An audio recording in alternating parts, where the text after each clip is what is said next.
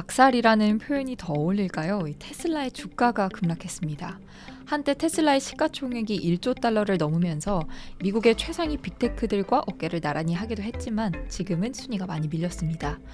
6일 기준 테슬라의 글로벌 시가총액 순위는 12위로 중국의 텐센트보다 한 단계 밑에 자리 잡았습니다. 그러나 테슬라는 여전히 자동차 섹터에서는 압도적인 위치를 점하고 있는데요.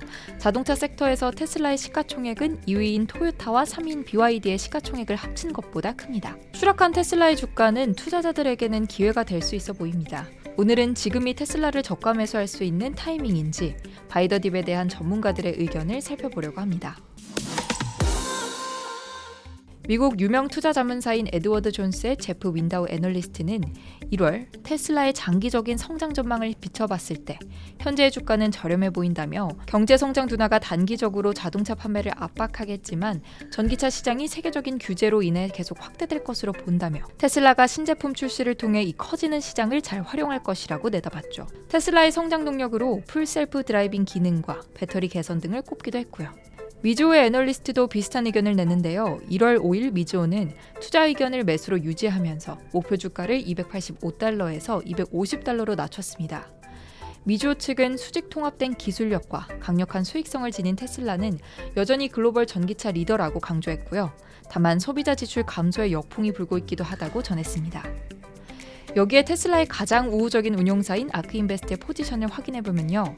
아크인베스트의 ETF는 테슬라의 주가가 폭락하자 주식을 더 매입하고 있습니다. 2024년까지 완전한 자율주행에 도달하겠다. 이 목표를 신뢰한다는 입장이고요. 단기적으로 테슬라는 어려움에 봉착할 가능성이 높아 보입니다. 그러나 테슬라가 탁월한 기술력에 뿌리를 두고 있어 장기적으로 봤을 때는 성장할 수밖에 없다는 것이 전문가들의 시각이죠. 지금이 타이밍인지는 더 고민해봐야 합니다. 반다 리서치의 자료를 살펴보면요. 2014년부터 2019년 사이 개인 투자자들은 매년 2억 5천만 달러 전후의 규모로 미국 주식을 순매수했습니다. 그런데 2020년부터 이 규모가 비약적으로 늘어났는데요. 2020년 개인 투자자들의 순매수 규모는 10억 달러에 근접했고 2021년과 2022년에는 이 10억 달러를 크게 웃돌았습니다. 그리고 개인 투자자들이 가장 많이 매수한 종목 중 하나가 테슬라로서 애플보다도 순매수 규모가 크죠. 반다 리서치의 마르코 이아치니 수석 부사장은 우리는 마치 두 개의 다른 시대, 즉 코로나 이전과 이후가 있었다면서 이 코로나 이후 개인 투자자들의 전체 순유입이 거의 4배가 증가했다고 전했는데요. 반다 리서치의 수석 부사장은 이 손실을 만회하기 위해 더 강한 투기를 할지 아니면 위험한 베팅을 줄일지에 대해서 개인 투자자들이 어떤 방향으로 향할지를 예의주시하고 있습니다.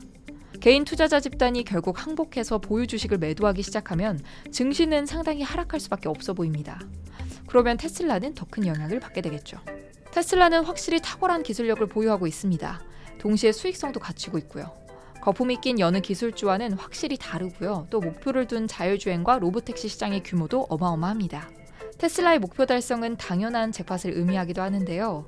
그럼에도 지금의 주가 하락이 다른 기술주보다 더 가파른 배경에는 이 개인 투자자들의 과도한 베팅이 있습니다. 일론 머스크의 트위터 인수와 같은 이벤트는 여기에 대한 방아쇠 역할을 했을 뿐이죠. 올해 시장의 환경이 상당히 부정적인 만큼 예상치 못한 이벤트로 테슬라의 주가는 더 휘청일 가능성이 높고요.